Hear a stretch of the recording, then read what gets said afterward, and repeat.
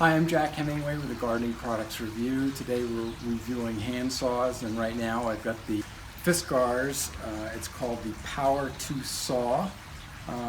What's really interesting about this saw is that it has a button on the side which makes it really easy to actually open and close. The other interesting feature about this saw is that it has an undercut capability, so you can press the button and turn the blade this way, and you can actually undercut a branch so that you do a proper pruning cut. The other thing I like about this particular saw is that it has a rubberized handle material in it, so it makes it very easy to grip, and the closure is nice and easy as well. It does have a lanyard or nail hole that you can hang this up, in your gardening shed. Overall, the cutting performance was pretty good.